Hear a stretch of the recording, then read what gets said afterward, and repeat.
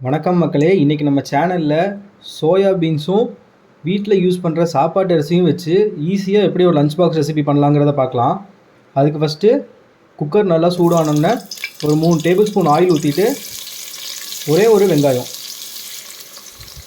வெங்காயத்துக்கூடயே ஒரு 2 பச்சை மிளகா காரத்துக்கு போட்டுக்கலாம். நம்ம வெங்காயம் ஃபுல்லாக ரோஸ்ட் ஆகணுங்கிறது இல்லை, இந்தளவுக்கு வணங்கியிருந்தாலே போதும். இது கூட 1 டேபிள் ஸ்பூன் இஞ்சி பூண்டு பேஸ்ட் போட்டுக்கலாம்.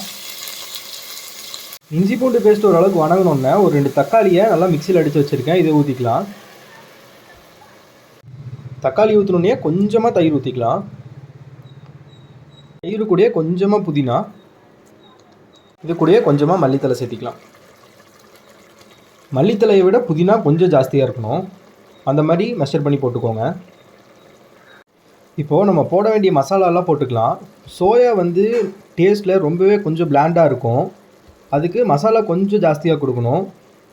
ஒரு 3/4 டேபிள் ஸ்பூனுக்கு மிளகாத்தூள், ஒரு 3/4 டேபிள் ஸ்பூனுக்கு கரம் மசாலா, 1/2 டேபிள் ஸ்பூனுக்கு சிக்கன் மசாலா, கூடயே ஒரு 1 டேபிள் ஸ்பூனுக்கு உப்பு. நம்ம போட வேண்டிய மசாலா எல்லாமே இவ்வளோ தான். நல்லா மிக்ஸ் பண்ணி விட்டுக்கலாம். மசாலா இந்த அளவுக்கு நல்லா வெந்த உடனே ஒரு 5 நிமிஷமாக சுடுதண்ணியில் வேக வச்சுருக்கிற சோயாபீன்ஸ் உள்ளே போட்டுக்கலாம். முழு சோயாபீன்ஸை நான் வெட்டி போட்டிருக்கேன். நீங்கள் சின்ன சோயாபீன்ஸ் கிடச்சா சின்ன சோயாபீன்ஸ் கூட யூஸ் பண்ணிக்கலாம். சோயாவும் மசாலாவும் நல்லா வணங்கிருச்சு. இந்த டைமில் சாப்பாட்டுக்கு அளவு தண்ணி ஊற்றிக்கலாம். அரிசிக்கு தண்ணி இந்த அளவுக்கு கொதிச்ச உடனே நம்ம 1/2 மணி நேரமாக கழுவி ஊற வச்சுருக்கிற சாப்பாட்டு அரிசியை உள்ளே போட்டுக்கலாம். இந்த டைமில் குக்கர் மூடி போட்டு ஒரு 3 விசில் நல்லா வேக வச்சு எடுத்துக்கலாம்.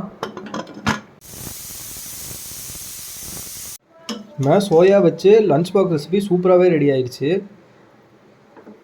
இதே மாதிரி நிறையா வீடியோஸ் பார்க்க மறக்காமல் நம்ம சேனலை சப்ஸ்கிரைப் பண்ணிக்கோங்க.